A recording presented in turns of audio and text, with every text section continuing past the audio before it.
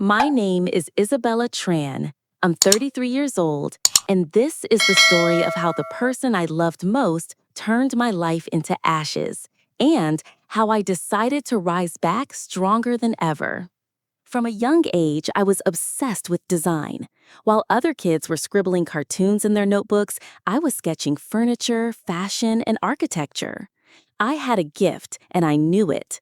My dream was to one day build a creative empire that would put my name on the global map.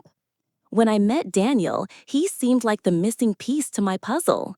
He wasn't just charming, he was ambitious, determined, and he made me feel like I could conquer the world. I fell hard and fast. We married when I was 25 with nothing but dreams and a shared vision of building a future together. In the early years, I was the one sketching designs until dawn, researching trends, pitching concepts to small investors. Daniel cheered me on, but he wasn't the creative type. He was more about business and networking, and I thought we were the perfect team. Little did I know, he was silently watching me, learning, and plotting. At 28, I came up with what I thought was my breakthrough idea: a luxury lifestyle brand that combined Vietnamese artistry with modern global trends.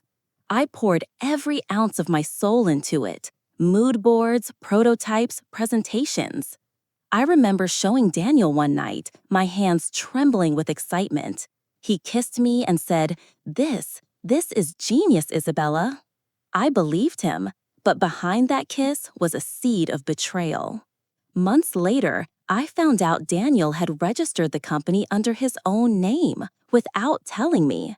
At first, I was too shocked to process it. He said it was just paperwork, that we are one family, one business. I wanted to believe him. And then the empire began to grow. Investors came pouring in, celebrities wore my designs, the brand skyrocketed.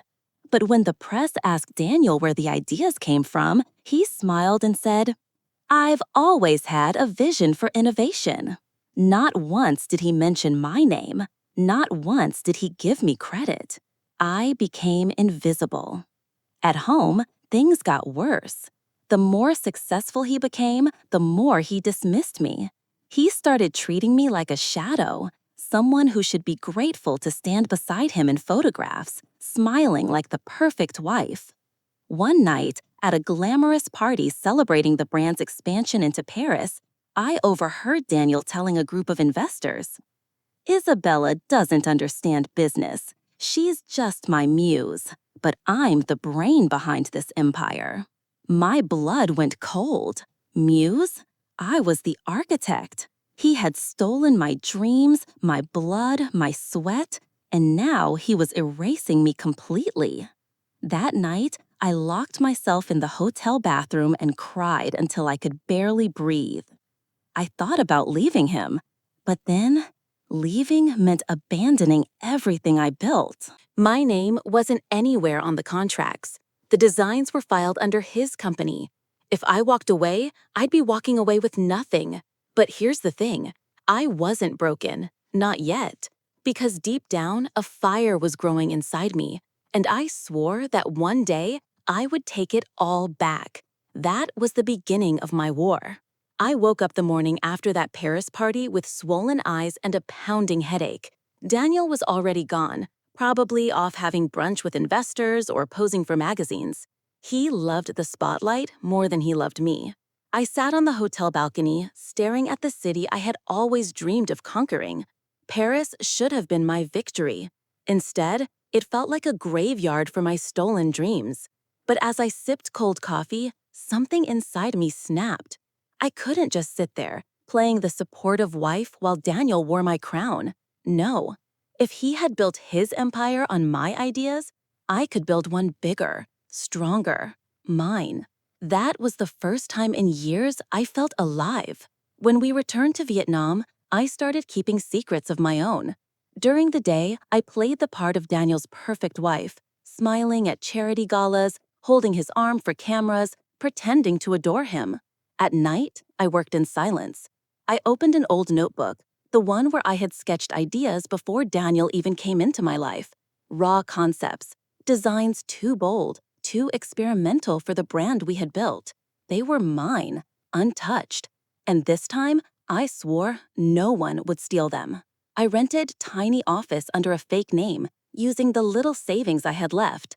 I hired 2 young interns, brilliant kids who reminded me of myself at their age. I didn't tell them my real identity, only that I wanted to create something revolutionary. Every night, after Daniel fell asleep, I'd sneak out of bed, drive across town, and work until dawn. The exhaustion nearly killed me, but the thrill kept me going. For the first time in years, I wasn't invisible. I was free.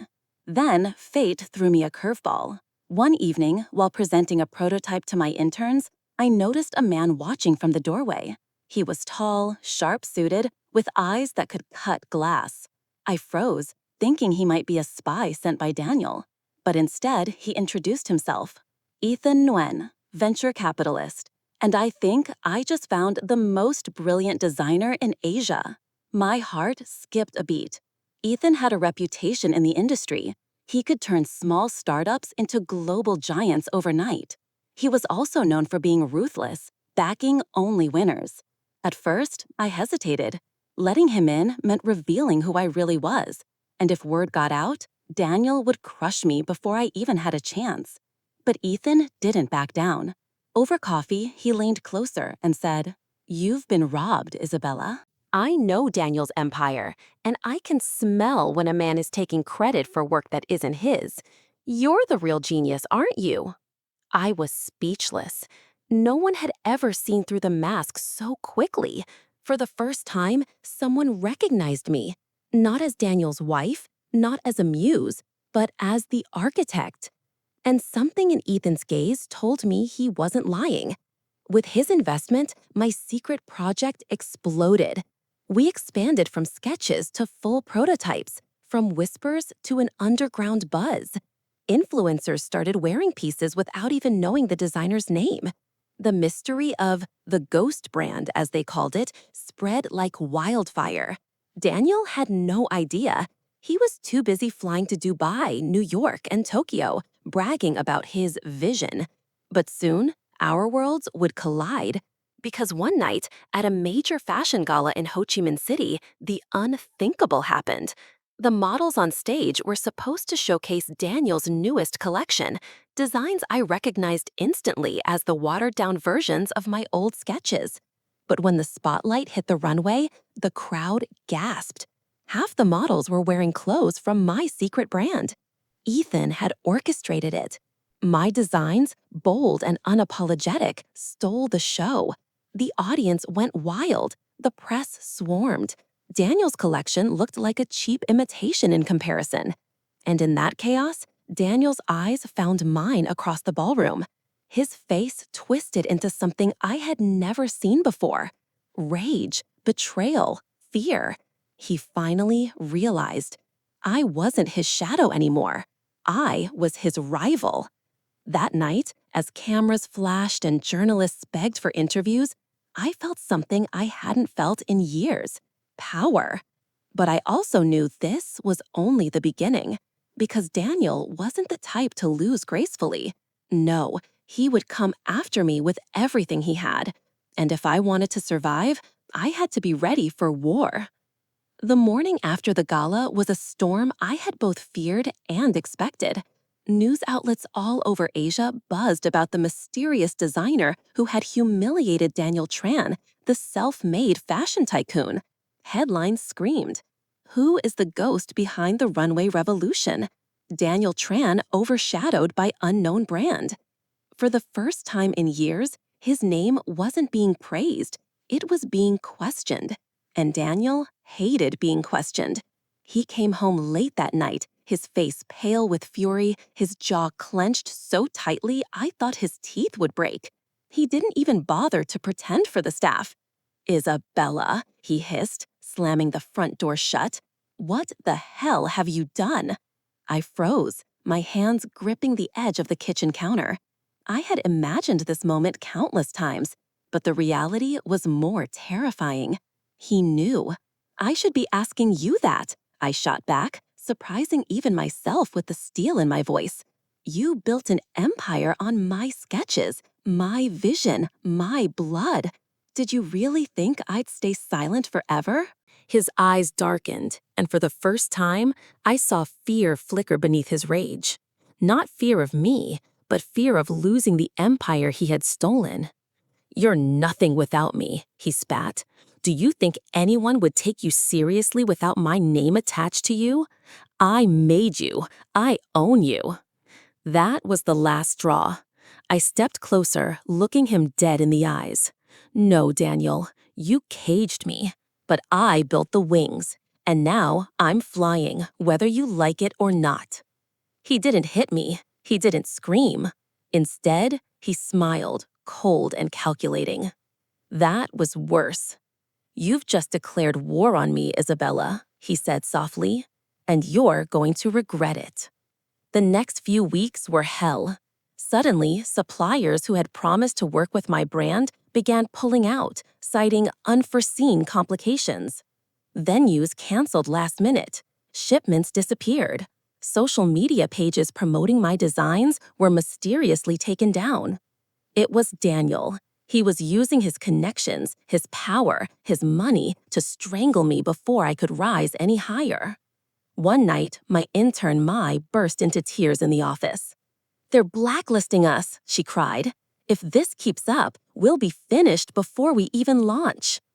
I wanted to scream, to break down like her, but I couldn't. I had promised myself I'd never be powerless again. So I did the one thing Daniel never expected. I went public. At a press conference, under glaring lights and dozens of cameras, I revealed the truth. "My name is Isabella Lee," I said firmly, my voice shaking at first, but growing stronger with each word. For years, I worked behind closed doors, creating designs that were presented to the world under my husband's name. He took the credit. He built an empire on my ideas. But today, I stand before you to say, I will no longer be silent. Gasps echoed across the room. Reporters scribbled furiously. Some jaws dropped in disbelief, others in recognition. Daniel had always prided himself on being untouchable, but now I had exposed his greatest lie. That night, Ethan called me. His voice was calm but urgent. "You've made a powerful enemy," he said.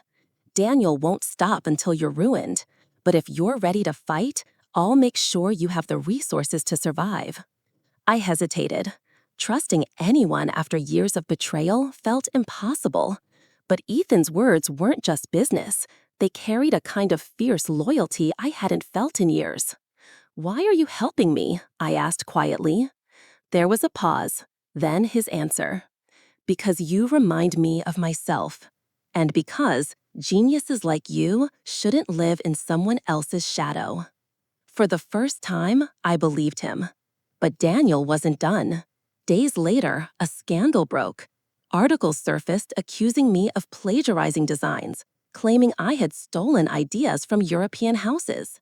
Photoshopped evidence spread like wildfire. I knew instantly it was Daniel's doing. He was trying to destroy my credibility before I could build momentum. My inbox flooded with hate. Reporters camped outside my office. Investors pulled out. Even Ethan warned me the damage might be too great. And yet, I refused to give in. "Let him smear me," I told Ethan, my voice trembling but defiant. "The truth has survived worse. I'll prove it with my next collection." The showdown came sooner than I expected. One of the biggest fashion expos in Asia invited both Daniel and me to showcase. Everyone knew it wasn't just a runway, it was war. In the weeks leading up to it, I worked harder than I ever had. Sleepless nights, bleeding fingers, sketches crumpled in frustration. But every piece carried my soul, my pain, my rebirth. When the day arrived, the tension was electric. Daniel strutted into the expo with his entourage smug as ever. I walked in alone, heart pounding but head high. The runway lights dimmed, music thundered. His collection went first, flashy, expensive, but empty. The audience clapped politely, but their eyes didn't shine. Then it was my turn. One by one, my models walked out wearing pieces that told my story: betrayal, fire, freedom. Every stitch screamed rebellion. Every color dared the world to look away. And they didn't. By the end, the crowd was on its feet. Cameras flashed, applause roared, and I felt tears streaming down my face. This time, there was no question. The empire Daniel stole was crumbling, and mine was just beginning to rise. Across the room, Daniel's face was white with fury. And for the first time, he looked small. But deep down, I knew this wasn't over. He would strike again. And the next blow might be the deadliest yet. The night after my triumphant runway show, I barely slept. Applause still echoed in my ears, a chorus that felt like justice at last. But in the quiet of my apartment, unease gnawed at me. Daniel wasn't the kind of man who surrendered. He was the kind of man who burned everything to the ground rather than lose. And I was about to learn just how far he would go. The first strike came the next morning. My phone buzzed nonstop with notifications. At first, I thought it was more praise. But as I scrolled, my blood turned to ice. Headlines: Designer Isabella exposed. Affair with investor? Runway star success built on seduction, not talent? Photos filled the screens, blurry but damning. Images of me and Ethan in his office, leaning close over sketches. A shot of him brushing my shoulder. Another of me leaving his apartment late at night after a business meeting. The captions twisted every gesture into something sordid. I wanted to scream. Ethan had been my ally, nothing more. At least, nothing I had allowed myself to admit. But Daniel had planted photographers, spun the narrative, poisoned the world against me. By noon, my inbox overflowed with messages. Some accused me of sleeping my way to the top. Others called me a fraud, a manipulator, a liar. May burst into my office, her face pale. Isabella, it's everywhere. Even international outlets are running the story. Sponsors are already reconsidering. My hands trembled as I scrolled through the chaos. My brand, my truth, my victory, it was all being shredded in real time. Daniel's voice echoed in my head. You'll regret this. That evening, Ethan showed up at my door. He looked furious but calm, the way a storm hides under still water. You don't have to face this alone, he said. We'll fight it. I shook my head, tears spilling down my cheeks. They've already branded me a scandal. If I keep fighting, they'll say I'm desperate. And if I stop, Daniel wins. For a long moment, Ethan just looked at me. Then, in a low voice, he said something that shook me to my core. Then maybe it's time the world learns the truth about Daniel. All of it. I froze. What are you talking about? Ethan's jaw tightened. You're not the only one he's exploited. He's laundered money through shell companies, he's bribed officials for permits, and he's stolen designs from others too, not just you. I have contacts who've been waiting for the right moment to bring him down. With your testimony, we could bury him. My breath caught. This was more than fashion. This was crime. But exposing him this way would mean war on a scale I wasn't sure I could survive. The next day, Daniel made his second move. A legal notice arrived at my office. Daniel Tran was suing me for defamation and theft of intellectual property. The audacity made me laugh. Bitter, sharp, almost hysterical. He was suing me for stealing my own ideas. But as my lawyer explained the intricacies, my laughter died. Daniel had resources, connections, and lawyers who could drag this out until I was bankrupt. Even if you win, my lawyer said grimly, he'll bury you in court fees. Daniel wasn't just trying to ruin my reputation. He was trying to starve me into silence. One night, exhausted and broken, I sat alone staring at the city lights. For the first time, doubt consumed me. Maybe he was right. Maybe I was nothing without him. Maybe the world didn't want my truth. It wanted his lie. Then my phone buzzed with a message from an unknown number. It was a single line. Check your email. He's not as untouchable as he thinks. I hesitated, then opened my inbox. There it was, a folder of documents, leaked contracts, financial records, emails, all pointing to Daniel's corruption. Bribes, fraud, designs bought and stolen. My hands shook as I scrolled. Whoever sent this knew everything. And suddenly, I realized Daniel wasn't the only one with secrets. The next morning, I printed the files and showed them to Ethan. His eyes widened. This could destroy him. But fear gnawed at me. If I use this, he'll know it came from inside his circle. He'll retaliate, maybe even violently. Ethan placed a hand on mine, steady and firm. He already tried to destroy you. The only way to end this is to hit back harder. Question is, do you have the courage to see it through? I thought of the years Daniel had stolen, the silence he had forced on me, the nights I cried myself to sleep while he stood on stages, applauded for my work. And then I thought of the runway, of the applause that was mine alone. Yes, I whispered, I'm ready. The war had escalated beyond fashion, beyond marriage. This wasn't about sketches or dresses anymore. This was about truth against lies, justice against corruption, freedom against control. And as I stared at the documents one last time, I knew the next move would either save me or destroy me completely. The day of the press conference dawned gray and heavy, the kind of morning where the sky itself seemed to hold its breath. I stood before the mirror, adjusting my blazer with trembling hands. This wasn't a runway. This wasn't applause and lights. Today, I wasn't a designer. I was a whistleblower. Ethan hovered by the door, watching me with quiet concern. You don't have to do this, he said softly. Yes, I do, I answered. My voice surprised me, steady, sharper than I felt. The press room buzzed with reporters, cameras flashing like restless lightning. My stomach churned, but when I stepped up to the podium, silence fell. My name is Isabella Lay, I began. For years, I created designs that were stolen and used without credit. But what my husband, Daniel Tran, has done goes far beyond plagiarism. Today, I present proof of his fraud, his corruption, and his exploitation of countless artists like myself. Gasps rippled through the room as I revealed the documents. Screens behind me displayed scanned contracts, emails, bank transfers. I spoke each word like a blade, cutting through years of silence. He did not build an empire. He built a prison for me, for others. And today, I refuse to let him keep it. By the time I finished, reporters shouted questions, their voices a storm. Ethan guided me off stage, shielding me from the chaos. But the chaos was only beginning.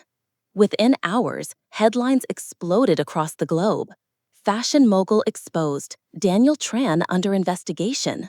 Designer wife blows whistle on industry giant. Police raided Daniel's headquarters. Former employees came forward with stories. Investors cut ties overnight. For the first time in years, the empire Daniel had stolen from me began to crumble, and he wasn't in control. That night, I waited for his call. And when it came, his voice was venom. You think this is over? Daniel hissed. You've just declared war. No, Daniel, I said quietly. I ended it. His laugh was cold, hollow. You're naive. You don't even know who you're fighting. Before I could answer, the line went dead. I didn't understand what he meant until the next day. As I entered my office, Mai rushed toward me, clutching her phone. Isabella, you need to see this. On her screen was a breaking news article. Anonymous insider revealed as source in Daniel Tran scandal. Attached was a leaked message thread. The whistleblower who sent me the documents had been exposed, and the name hit me like a physical blow. Mai Nguyen, my assistant, my friend, the woman who had stood beside me through every storm. I turned to her, my voice shaking. Mai, is this true? Tears welled in her eyes. I didn't want you to know. I couldn't risk Daniel finding out. My sister, she used to work for him. He destroyed her career, blacklisted her. I couldn't let him do the same to you. So I gave you what I had. The room spun around me. Betrayal and gratitude twisted together, impossible to untangle. You saved me, I whispered. But why hide it? Because if Daniel knew I was the leak, he wouldn't just ruin me. He'd come after my family. And maybe he still will. Before I could respond, my phone buzzed again. A message from Daniel. She's not who you think she is. Look deeper. I stared at the screen, cold dread seeping through me. Was this another manipulation? Or was there more to my story than she admitted? That night, sleep eluded me. My mind circled endlessly. Daniel's empire collapsing, my secret role, Ethan's unwavering support. For years, I had been trapped in Daniel's shadow. Now, I stood in the light. But the light revealed more than victory. It revealed cracks, questions, unfinished battles. The war wasn't over, not yet. Because Daniel was right about one thing. I didn't fully know who I was fighting, and tomorrow I would find out. The courtroom smelled of polished wood and tension. Reporters filled every bench, cameras flashing each time the doors creaked open. This wasn't just another trial. It was the fall of a king, and I was the one who had lit the match. Daniel entered, still dressed in his tailored suit, but the arrogance in his stride had wilted. His once pristine reputation was already dust. Today was just the burial. I sat across from him, my hands clenched in my lap. Ethan squeezed my shoulder gently from behind. Mai sat at my side, her eyes red but resolute. The prosecution called witness after witness, former employees, designers, accountants. Each testimony was a dagger in Daniel's armor. Piece by piece, his empire was stripped bare. Emails proved the stolen designs. Bank statements showed money laundering. Signed contracts revealed fraud. But the most damning evidence came last. Your Honor, the prosecutor said, we call Isabella Lay to the stand. My breath caught. This was it. I rose and walked forward, every step echoing like thunder in my chest. When I faced the court, Daniel's eyes met mine. Cold, furious, but no longer invincible. I was Daniel Tran's wife, I began. For years, I created designs under his shadow.